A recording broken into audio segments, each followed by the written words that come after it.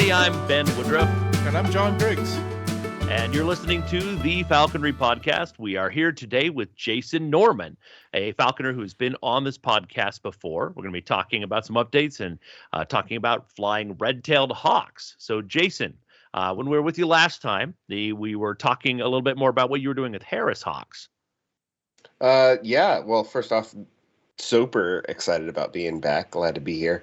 But yeah, I was starting to fly Harris hawks, and I've fallen in love with Harris hawks. They are amazing, super extremely versatile birds. I think last time we were talking, I was just barely getting one started, getting one going, and I was planning on flying it on ducks. Mm-hmm. I don't know if you remember that. Yep. She had a super successful season on ducks. She caught like 53, 55 ducks in her first season. And just absolutely destroyed. We went along all those canals, same areas that Joseph Carter loves to hunt at. So he was able to introduce me to a lot of cool areas. And those canal setups are sneaky. Those are fun ambush setups. They are really fun. I think my favorite was going along the Provo River because I think they were the most difficult, but it did make it the most fun. So. Yeah. I think she only caught like maybe 2 ducks off that river, but it was a blast going there every single time. Excellent chases. Maybe better for a goshawk. I was going to say that it would be really fun to do with a goshawk. Yeah, it would be, which is what I hope to do in the future. So I'm excited to try that out at some point. But it was great. We had a good first season. We just wrapped up our second season with that bird. She caught more rabbits, more pigeons. This year we had to focus on mostly like pigeons and ringneck doves because there were like no rabbits. So if I was ever going for rabbits, I would have to travel. So I'd have to go a bit north near like Randolph, Utah, or there were a few other places I could go and get a few rabbits, but really there just wasn't much of anything near the valley. Yeah. So she absolutely destroyed pigeons in her second season, and a bunch of Eurasian ringneck dove. Nice. Hunted her at night, hunted her out of the car, and she ended her season with like over 200 kills. So it was like, sweet. I was kind of blown away. I was blown away by how she had changed and grown. From her first to second year. It was really amazing, and I'm excited to continue flying that bird. So that's something I think a lot of people don't really see. It's like, okay, you get your bird to the point of properly hunting. It's like, no. The mental progression is still going on, their experience level, and that's awesome that you've been able to experience that firsthand and see with the bird you've had a longer relationship with that way to see where it goes. That's really cool. Yeah, it was my first time taking a bird through the molt, so the molt was really fun and interesting. I kept her inside the entire time during that molt. Nice. So I wanted to just keep her socialized through the whole thing so I wouldn't have to like re-socialize when I was getting her ready again for the next season. Maybe Harris's, you don't have to do that, but you know what? I did it and I enjoyed it. So one thought I had, so when you kept her inside for the entire molt, because believe it or not, I haven't really molted a bird. I fly passage birds and then let them go, and I get ADD and I'm like, well, I want to try this other bird, or something always seems to make it so I don't fly adult birds. But I am molting this Merlin. This is my wife's Merlin behind me. Mine is over there. But I'm going to be molting at least this Merlin, if not both of them. And I was curious because we're down in a basement here. You can see my window behind me, and I wondered about photo period and how that affects their molting. And so since you molted your red-tail and a Harris now, right? I did not molt a red-tail. I only molted the Harris. Okay, so what was your experience with the photo period? Did you have them upstairs so there was more light for them, or what was that? No, I had her down in the basement. So her molt started early because we ended our season right at the end of duck season. So we started the molt like February 1st. Like, I think we tried to see if we can find a few things after duck season ended, but it just wasn't really working. She was just kind of showing signs that she was done. And she pulled a feather out, so there's that too. Yeah, one of ours did the same thing, pulled a feather out. Yeah, one day they just yank a feather out, and you're like, oh, it's probably about time. Yeah. And so I just kept her inside, fattened her up, and then I had a lamp that would turn on at 7 a.m. every day, and I would turn it off once the room was well lit and bright. And then I'd have it stay on until about 8:30 or 9. And so she just had a light on her, and it triggered her molt pretty quick. She started dropping feathers in 3 weeks after I started using that lamp. A standard lamp, or did you use a grow lamp? I did not use a grow lamp or anything. I just used the lamp I had in the house and just set it next to her. And there's a lot of theories around this stuff, so that's why I asked. There's other things it's if you're new to this, guys, if you're listening to this podcast and you don't know what the heck are these guys talking about, in the wild, a molt happens in the summer, right? For Northern Hemisphere birds. And there's factors from what is the food supply? How long is the daylight triggering it? I've even done it once with thyroids, feeding a goshawk thyroid to get them to molt. So there are different ways to go about this and different views, from you got to have a plant grow light to a regular light to a red light to no, you got to time it to just leave lights 24/7. Many things seem to work different ways, different birds, but that is what we're talking about. Yeah, and that's kind of what I was thinking about, is because I was like, well, I can extend the photo period, and they're already full as ticks all the time right now because they got sick. They got coccidiosis, and I caught it really, really early for both birds. They must have got it from a food source, so I switched food sources. I medicated them, and it took them 2-3 weeks to get over it completely and to be in good shape again. And I'm like, well, it's February. I guess it's time to molt. So I don't know if I was thinking about, working with my wife and getting her male going again, but I was just going to molt the female because she's the one that I thought you were her male. I'm confused, John. Well, she's got a couple apparently, but yeah, the one I had a transmitter on, a transmitter on the tail feather, and she decided one day she didn't want it in there, so she pulled the feather out. That's why I'm like, molt it. So totally understand that. But so I wanted to get your thoughts on that because it's something that we don't always talk about.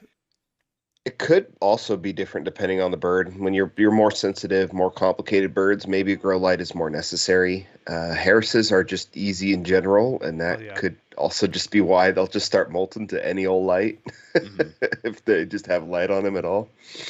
So, but if it works, it works. Yeah, it worked for me. She's already started molting. She's dropping 2 feathers a day right now. She's kind of doing that catastrophic bit where she drops half her feathers, everything, and then she'll start growing it a bunch. Once those are about halfway through, then she drops her other half. So, so kind of she does it in 2 phases. A friend of mine, his Harris hawk, literally will drop all of his feathers all at once, and regrows them so fast within 3 months. This bird's ready to fly again. It's crazy. That's how my gray horn that died last year was. Her tail, 100% of it at once, just gone. We called her the Buttless Wonder.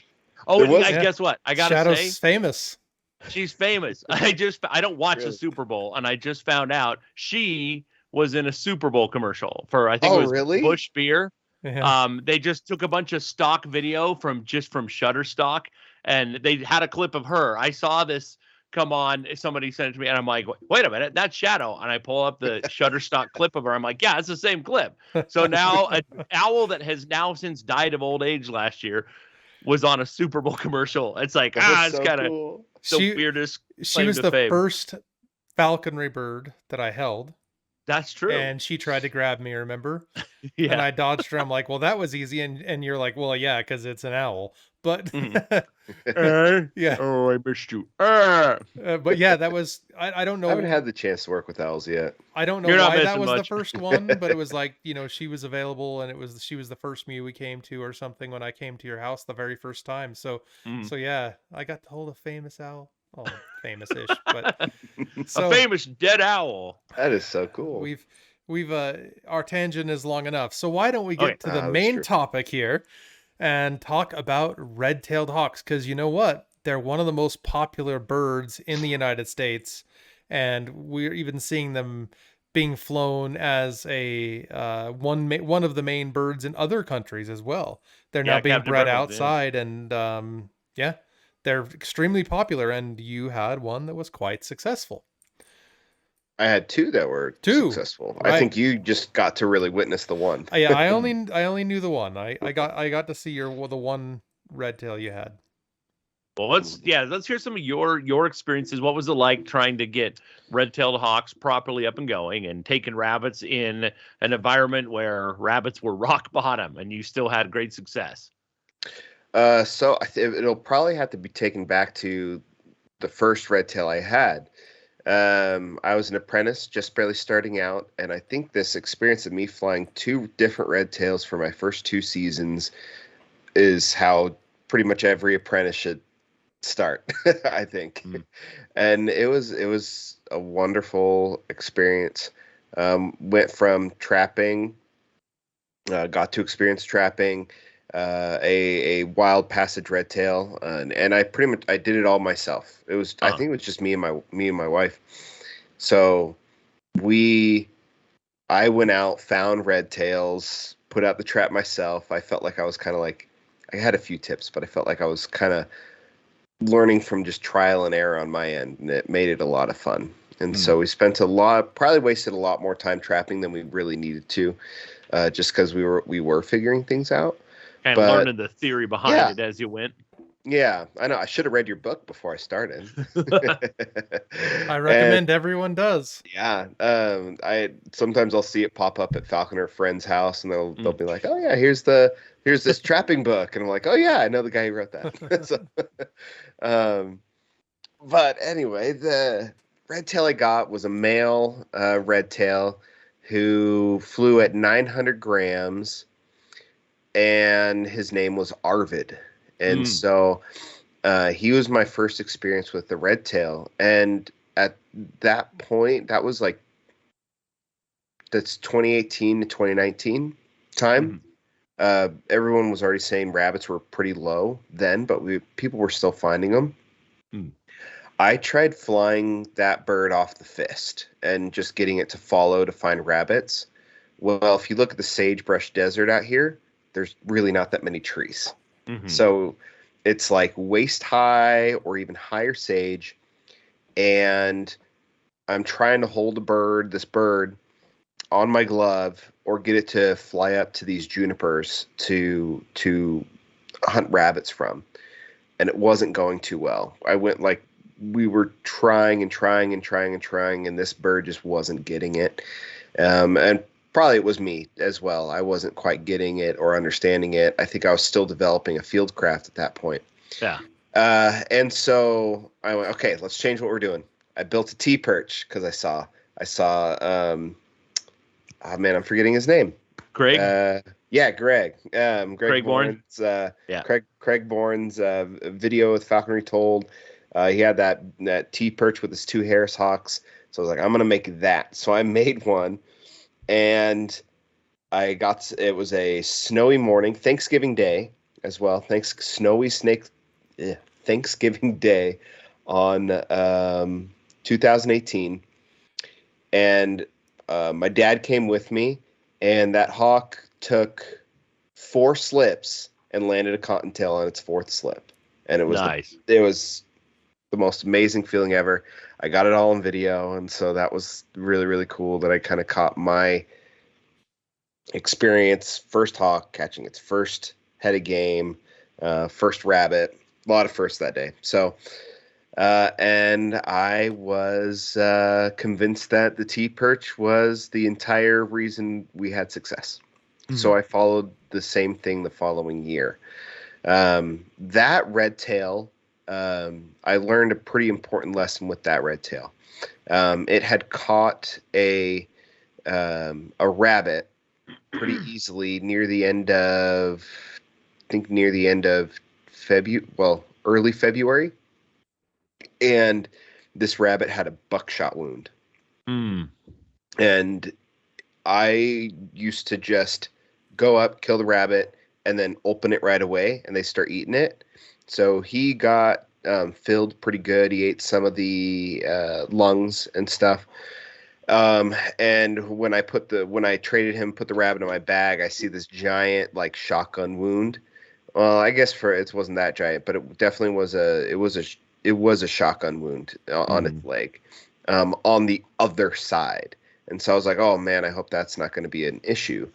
Well, unfortunately, he passed away not too long after that. And so our best guess is that it was lead poisoning. So I learned a pretty good lesson of, when you I stopped actually letting my bird feed off a kill unless I knew it was a healthy animal for sure.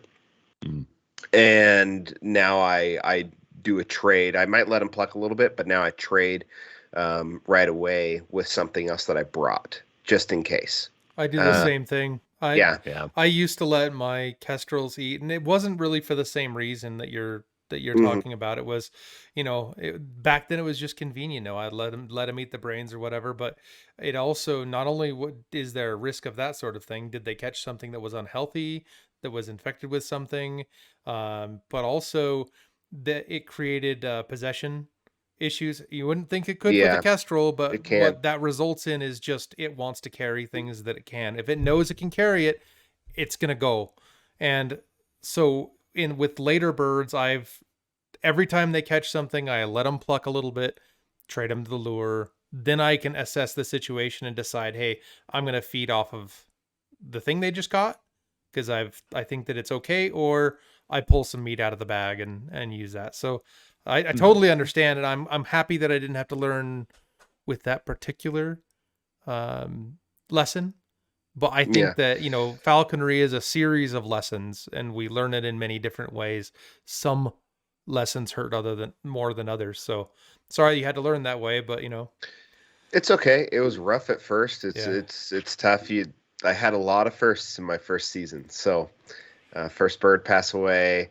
The sponsor I had was like, hey man, there's two types of falconers. There's falconers that lose birds, and there's falconers who are going to lose birds. Okay, like it's going to happen at some point. So I definitely took that as a lesson, was more cautious, but we still got a full season, and we I think we caught a lot of that first season was because of my inexperience. We didn't quite hit 20 rabbits. It was like 18 or 19 rabbits, I believe.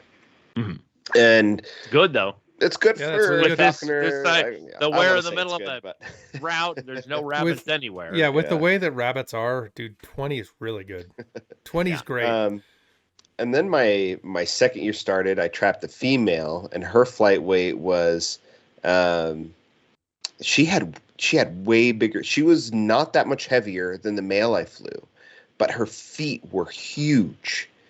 And so the reason, and it's always possible that the first bird I had was actually a female, but I had a few people look at him, and his feet were kind of smaller than normal. He had the more angular head shape like other males do. There's a few other things, but we just kind of came to the conclusion, it's a large male, and we could have been wrong, but I'm going to stick with him being a male. But the second bird is a female for sure. She had huge feet, and she was gorgeous. One of the prettier red-tails that I've seen. She still had, she is one of those birds that still had a little bit of the red in her tail feather, in her juvenile tail feathers. Yeah. And she was so pretty, and her chest was already a little bit more rosy. The juvenile chest was more rosy instead of it being just cream. But I don't think still cameras kind of the standard phase. But she was richer. She just had a little bit of a richer kind of pinkish reddish to her feathers, and you couldn't see that through a camera. Unfortunately, cool. You'd have to start turning up the saturation, and then it you can kind of see it, but in person it definitely, you could see it. Kind of like southern peregrines. The further south you get, the more red they become in the chest, the more start looking like a South African lanner. Yep, they get flushed out, and it's really, really pretty. Yeah, I know it's not that unique to a red tail, but it made her stand out, at least to me at the time. Well, and They're all pretty unique. Like each one has their own little things, They are, yeah. Yeah, it's really cool. Red-tails, they have such a huge variety. Like I saw in a birding group that I was telling Ben about this just the other day, that was this abnormal phase red-tail, and I had a birder that was going back and forth with me, disagreeing that it was abnormal, but it was between a Kreider's and a what's the other one that Harlan's? It looked like cross between that and the Harlan's. Yeah, it was like a weird phase between them. The feathers were totally washed out, but like I said, these red-tails, they have such huge varieties. Like you have the super dark ones and the really white ones, then the leucistic ones. I don't know if I'm pronouncing that right, but yeah, really, really cool. So, I mean, your bird was a unique looking bird. It was a little bit different than the standard. I guess they're all unique. They are. And I bet you could recognize it out of a lineup of a few of them. So I could recognize her after I eventually got to release this bird, and afterwards I could tell her from the other juveniles. So after she molted, I only saw her a couple of times, and then maybe she went off. Maybe she's still in that area, and I just can't recognize her anymore. But I eventually stopped going out and checking so often.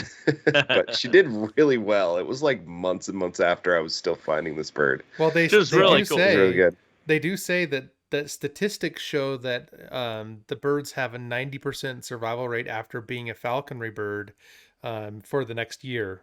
Yeah, and which is a direct flip-flop from their previous years. So yeah, that's incredible, and I'm happy that you were able to go back and see that bird a number of times. Mm-hmm. Yeah. It made for a wonderful experience for sure. Although when I trapped her and we were starting on finding cottontail and jackrabbit, we were noticing less and less cottontail were showing up. That population was dropping really, really bad. And this is right at the time when we were getting a lot of the news about the rabbit Rona, the hemorrhagic disease. The hemorrhagic rabbit hemorrhagic disease, yeah. Yeah, and it was just destroying the rabbit population just like crazy. And man, it was crazy to see so much of the population drop. I was seeing less rabbits with the second bird than I was with my first. Mm-hmm. And I was going to places like a lot of falconers out here in Utah know about 5 Mile Pass and a lot of those places out there.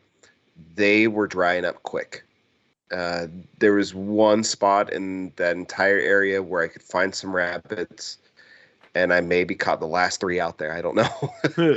So, and I've seen other falconers out there too, so I know I wasn't the only one in that spot.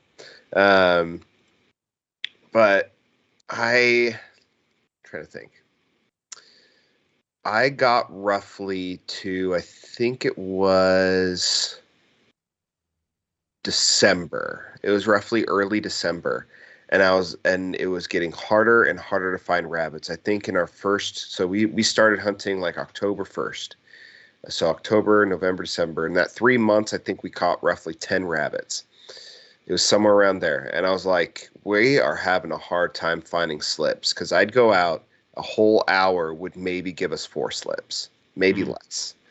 And it was rough. I was like, I need to get some extra help. What am I going to do? So I started looking up online dogs.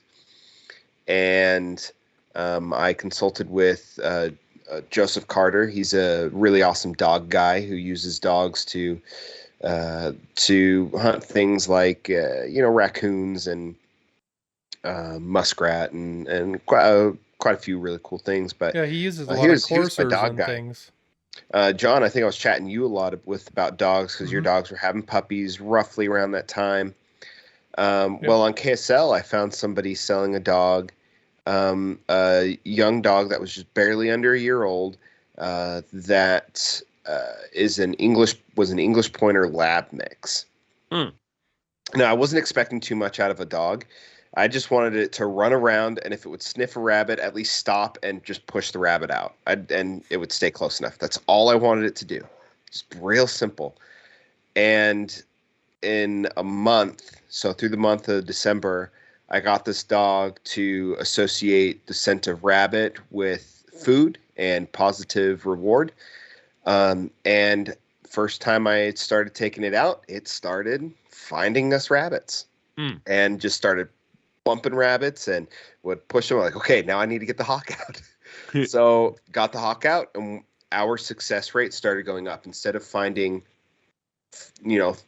3 or 4 rabbits in an hour, we were finding somewhere up into 8, 8, 9, sometimes 10, depending on the area we went. And it more than doubled the amount of slips we were having just by having a dog. I was so worried that because I didn't introduce the dog when my red-tail was being first manned, I was going to have a problem between the two. And I didn't at all. It was very easy to expose the hawk to the dog, even though the hawk was already pretty much used to me, pretty much already manned. It only took about 2 weeks for the hawk to get used to the dog, and then the hawk was not bad at all. It's amazing how adaptable they are. They can make red-tails. Yeah, red-tails adapt way better to a dog than I think Harris hawks do. Like, my Harris hawk will occasionally grab my dog, and I'm like, oh no, stop doing that. Eventually, I'm worried that my dog will stop flying for my Harris hawk, or sorry, my dog will stop running for my Harris hawk. Got to worry about some breeds like my Vizslas with that. Yeah, the Vizslas are a little bit more sensitive. They are to that sort of thing. But thankfully, my dog, her name's Luna. Luna did really, really well, and she hasn't been discouraged by that. She definitely keeps about a 10-foot radius from the hawk, but as long as she's that far away, Luna feels safe. So, but yeah, we ended up having a good, successful season. Ended the season with, I think, 36 or 37 rabbits. Just a mix of cottontail and jackrabbit, but honestly, it was like 80-85% jackrabbit for sure. I even took that bird out to Wyoming at one point, and we caught a white-tailed jackrabbit, and that was kind of nice.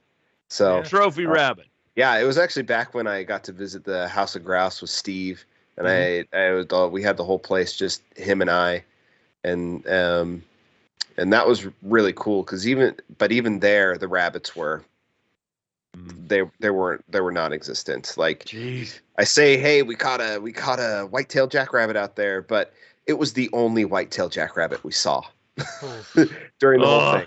So it was the only white-tailed jackrabbit we saw, and that was like right before I got my dog even, and we went out doing sage grouse and all sorts of looking for sage grouse, going through the sage. Only ever found sage grouse. Never found a single rabbit, and Jeez. That was the only rabbit we found. I think it was actually on his property too. So, so we scared his only whitetail Jack and caught it. So, but this bird was an amazing red-tail, and it was really cool to see that I took everything I learned from the first season and just made my second season a million times better. Originally, I don't think I would have released my red-tail, but my first red-tail had he lived. But now when I look back on it, I think everybody should release their first bird and start over. Yeah. Like, it was... Every bird, even if it's the same species, you will not regret it. So much more. Yeah, you will not regret it. If you're starting out, release that first bird and get another one. And I do the same thing with my apprentices. I usually urge them to not molt. And I think the main reason is it's not that there's nothing to learn from molting. It's just I don't think that the lessons learned from molting a bird are necessary for an apprentice. Yeah. I just don't think that they're really necessary. You can always learn it in your second year if you really want to. I don't really think that there's a whole lot to it.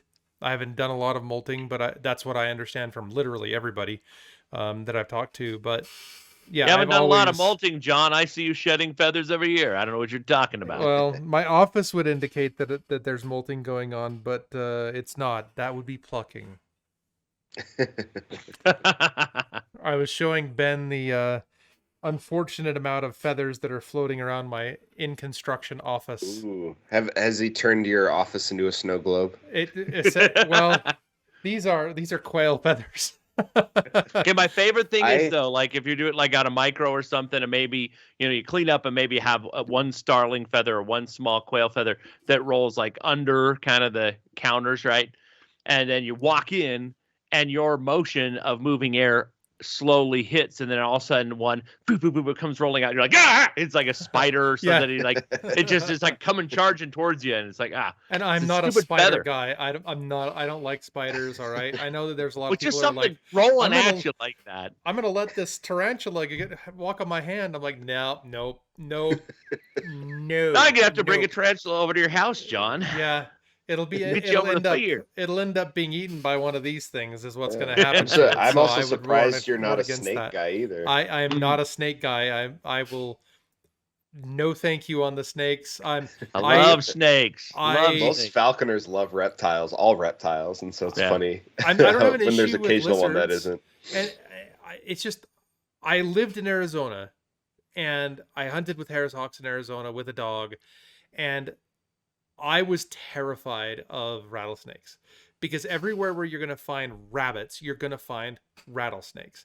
And every time I had my dog running out there and the Harris kept finding roadrunners, the Harris would find the roadrunners. I remember those flush stories. them to me, right?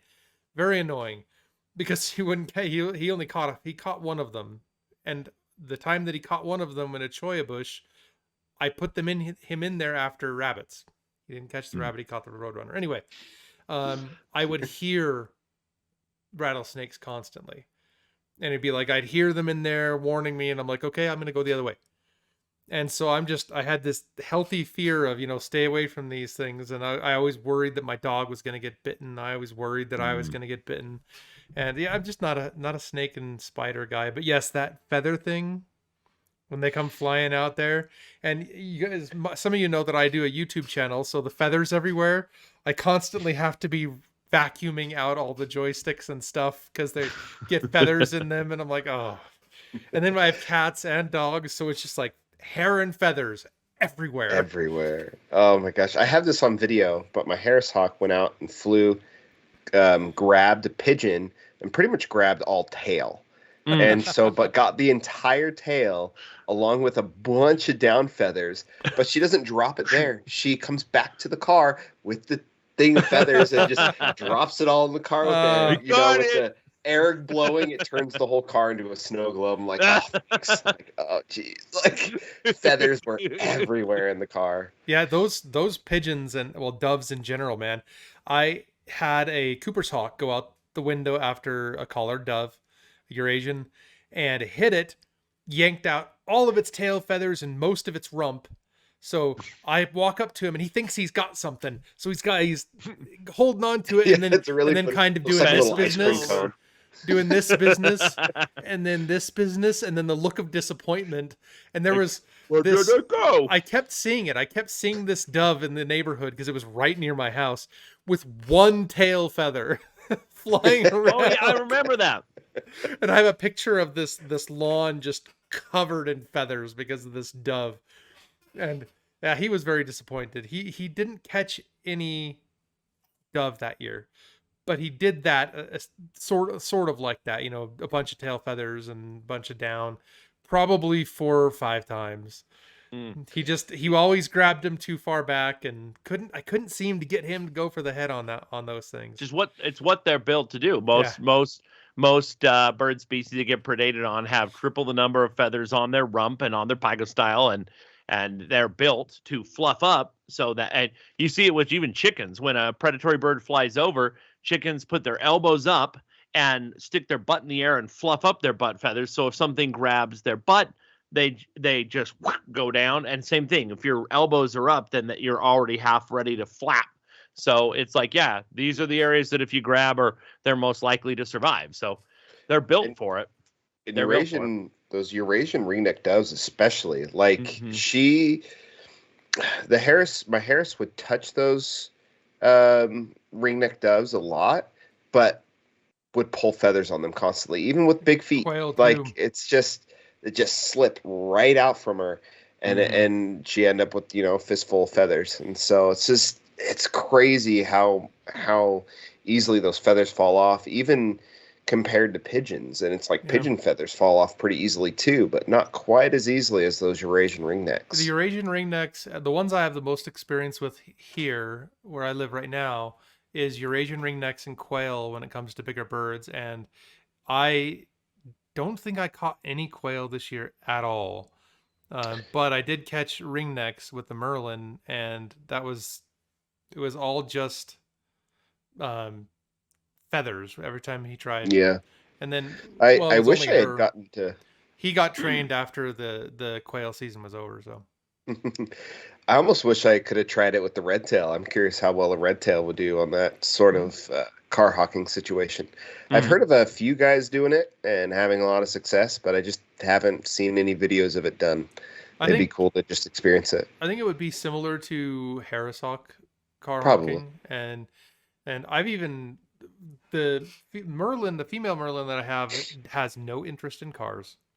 So the only way that I've flown her is go out to a location, spot birds, roll the window down, and then let her out, and then she goes and does her own thing. But he likes cars. He'll ride on your fist the whole time. So I'm like, well, maybe I'll get him going on starlings this spring and catch a bunch of young starlings for just rack up the food, let him do some ringing flights, and then also because they don't really flock up so much in the summer and the spring, so you're getting like the onesie twosies on lawns, and it actually plays out real well for the car hawking type scenario, which is not a normal scenario for Merlins, but it does work. And it's neat because they're way stronger than kestrels, so you can do car hawking runs that are 100 yards out, and then you get a run up and a chase on 5 birds instead of trying to watch the whole thing. And it makes them hard to film, that's for sure. Yeah, yes. That's true. How far they fly. Yeah. I wish if I wish earlier in my falconry career that all of us, all 3 of us are had some magical film crew, just somebody dedicated to catching, because to try to do falconry properly and film it, even to photograph it in the moment, it's like, hey, you're not well, at least I'm not, hey, look at this new kid. Usually you're rushing in, helping your bird, doing what you're supposed to do. And it's just, what? You know what I mostly got? Remember I had that high 8 digital that I carried around with ISIS for a while? What I would end up getting was either ISIS the bird, not the organization. If it's some weirdos on here. No affiliation with ISIS. Named after the Egyptian goddess. ISIS, named after the Egyptian goddess. I had ISIS before the other ISIS existed, so just putting that out there. Anyway, what I would end up getting was either a blur, and then there she is on a starling, or I would hit stop on the record because you would use up all the film and cause problems or the battery. And so what I would end up doing was hitting record, and the first thing you would hear is the starling screaming because it was already done. It was already over. But I do have that video, Ben, that I should show you of doing things with ISIS, and I've got some video of your IS goshawks that year as well. Yeah, I love those. If you still have them. Yeah. I think some of my favorites back in the day, if you look at Michael Clark, and I can't remember the other guys, the Rocker Hawker Productions, when they did Road to Bakersfield and Yuba City. Great videos, by the way. Watch them. Watch them. Yeah. If they're still available out there to purchase, go purchase them because they're worth watching. Yeah. And a lot of what they did was slow motion, but great production values. But they had mastered just walking, bird in one hand, and camera in the other. And the second the bird takes off, whoom, they nailed it. I think Scott Timmons, there's always problems. I think it was Scott Timmons was the other guy for that, by the way. Yeah. Scott Timmons. For most of the time, I just had a GoPro on my head. So yeah, that's which is actually it was really nice because then I could look back and see my bird was doing this thing and I didn't even notice it in real time. I didn't notice it after the fact. So and there were times where I was able to catch the actual catch on camera, but my eyes were looking in another direction at times. Yeah, you so gotta train there were a few moments. You got to train yourself to move your head instead of your eyes. Yeah, that too. Yep. And lighting conditions in the field can be so extreme. When Steve Shingren made House of Grouse, that excellent video. Check that out too. But he's it was awesome. And I was talking to him about it after he made it. And he's like, this is maybe a quarter of our flights because you only catch anything on a cloudy day. Otherwise there's no reference. It's just a black streak against a blue sky, but there's no reference of movement. And so it just looks like a thing not moving, boom, and then a grouse explodes. And well, he's like, yeah. So he only kept footage in there that was on cloudy days for the most part. I'm curious when because I visited him, he had a hard time. Well, I don't want to say he had a hard time because he's probably better at catching the stoop than anybody. Yeah. But catching the stoop while I was out there, it was definitely difficult for him to do. I got a little video of it on my phone, and you can hear that falcon whack the sage grouse, and that's the best video I got. And it's that's still so amateur to the stuff he captures. Yeah. So it's pretty well. It's and pretty one amazing. thing, it's not easy. It isn't. And one thing I kind of want to, because we're kind of about time to wrap up too. But one thing I want to say too, that, and this Mike Carriga, who originally started the International Eagle Ostringers Association at I think it was the 2007 NAFA meet. It was me and him and his dog and his eagle, and we're just out there. And I kept, and all week long he had been, everybody want to see an eagle fly, and he'd always have droves of people going out with him. And it was the last night before the banquet. I had been running the bird yard, so I hadn't been able to fly much. He's like, come on, you and me, let's just go fly. And I kept trying to film, kept trying to take photographs, and halfway through, I'm like, no, I just want to experience this. This sun was setting. It was beautiful. It was Thanksgiving weekend. And it's like, I just remembered that moment where we were talking about it, because we were hunting, but we were also looking for arrowheads and geodes while we were walking. It was just nice. And videos like the three of us make are great. And epic productions like Steve has made and Rocker Hawker Productions, these are great. It's wonderful to see good footage of a bird in action. It's wonderful to learn from these videos, but never get so wrapped up in that idea, whether you're trying to film yourself, do your own experiences, or watching videos like we do. The important thing is to get out and actually fly and actually be fully present, not, make time for that as well. Even if you're doing the other stuff or enjoying other content, just savor that experience of reconnecting to the wild and seeing these birds of prey do what they're really supposed to be doing. That's why I don't have any footage this year, is just that I've just been grab the stuff, get out the door. Not, I haven't been getting my video camera or my GoPro that I'm filming on here and all the equipment. I've just been grabbing my hawking bag, grabbing a quail and going. And there's room for both. Like I said, nothing wrong. We all three of us have filmed as well and tried to make stuff, but be sure to do both. Yeah. Be sure to do both. Yeah, I definitely do take the majority of our hunts to just enjoy the hunt instead of filming. So it's, I don't know, sometimes I'll get in the mood to start filming. Sometimes I don't. But I have that second red-tail hawk. I pretty much have her whole process and release video from trap, training, hunting, almost the entire experience, or at least key moments in that entire experience up on my YouTube. So if you ever want to check that out, that bird's name was Astrid. So you'll be able to see her in a lot of stuff. She was kind of what made actually my original TikTok grow really fast, because I went from 0 to 0 followers in early 2020, right when the pandemic started, and I ended up with about 1 million followers on that TikTok channel, and then TikTok banned it. So oh man, TikTok doesn't like hunting, even if other animals are hunting. So it's kind of ridiculous. It sucks now, but you know what? I got another channel up on TikTok, so you'll be able to see us there too. Awesome. Or at least what I'm currently doing. Speaking of which, where else can people find you? Yeah. Oh, I don't even think I mentioned the name, but I'll send you guys links and you'll be able to put it in. So you'll be able to find us on YouTube, or find me on YouTube at Wilderness Wonders. The YouTube is just Wilderness Wonders. And then Instagram is Wilderness Wonders USA, and TikTok is also Wilderness Wonders USA. And I haven't been too active on there over this last few seasons, just because going through a lot of life changes at the moment. hey, it happens. So, but you know what? We'll get back into it at some point, and we'll get going with all the content because I've got a lot of stuff to share. So I have a lot of videos that I haven't ever posted too. So I'm excited to show that. Please check it out, everybody. Yeah, We're gonna put it. We'll put it in the description of this video too. So be sure to check out all his content and support his channels.